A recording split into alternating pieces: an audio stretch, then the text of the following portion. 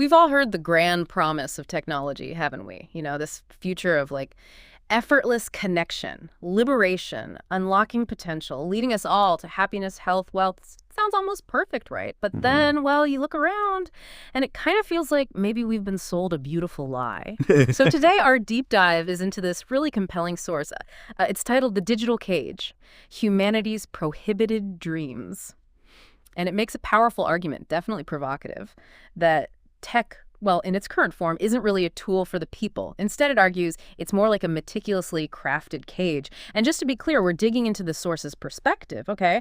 Not saying we necessarily agree with it all. Yeah, what's really fascinating, I think, is how systematically this material tries to unpack the idea that instead of freeing us, technology might actually be eroding the very dreams that have, driven humanity for centuries. It's a bold claim. Okay, right. Let's unpack that central idea then. The source is saying fundamental human dreams, they're being dismantled, put behind digital walls.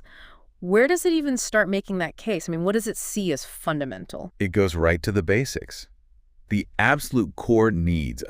Think about having a place to call home, or getting nutritious food, or even just, the warmth of real human connection. The source claims that algorithms, these things often sold as just neutral, efficient tools, are now basically dictating housing prices, creating this sort of artificial scarcity, pushing affordable living way out of reach for so many people. Housing, really. Yeah. And food. It describes the supply chain as this complex thing, often fragile and increasingly controlled by just a few huge corporations. Even love and connection, it argues, are mostly happening through platforms built for engagement, for profit. Yeah. Not really for deep, authentic human bonds. Okay, that's pretty sobering when you think about just the basics. But what about the bigger dreams? Like a better life, exploring the world, finding your place in it. Does the source say those are getting hit too? Oh, absolutely, according to this source. The whole idea of just moving freely, experiencing nature, different cultures, it argues that's being crushed. Crushed by, bureaucracy and digital hurdles. It specifically says visas. They've become almost impossible for the average person to get.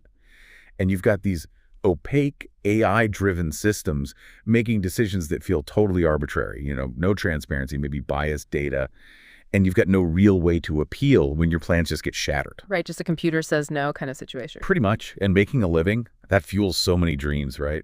The source says stable careers are basically disappearing, replaced by precarious gig work. Think about that constant scramble, no benefits, just instability. It's a far cry from the security people used to hope for. So it's not just consumption and earning, it's also our physical freedom, our creativity, like just walking down the street or making art, music. How are those being eroded, according to this? It's quite stark in its view. The source claims public spaces are increasingly privatized, controlled, limits where you can just be, without being watched or needing permission, and creativity. Big concerns there.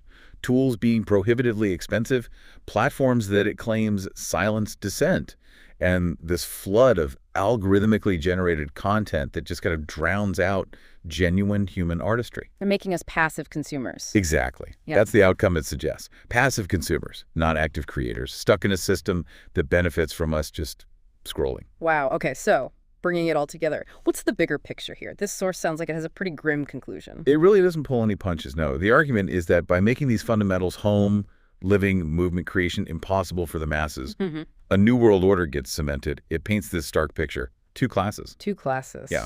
On one side, what it calls a global elite. They operate the systems, pull the levers, live without limits, seemingly. And on the other side, the rest of us, described as the new slaves. Slaves. That's strong language. It is. Managed by apps, monitored by sensors, trapped in what it calls a digital panopticon with no real escape.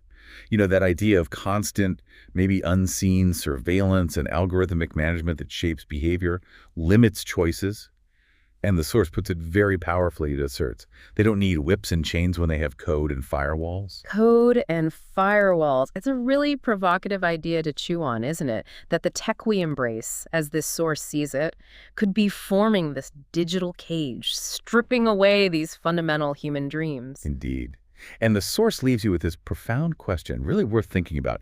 When you take away the ability to find a home, earn a decent living, travel, walk freely, create, what is actually left to prohibit? What is left? Nothing, it implies. We really encourage you to reflect on these ideas. Consider these prohibited dreams the source talks about. It's definitely a lot to think about.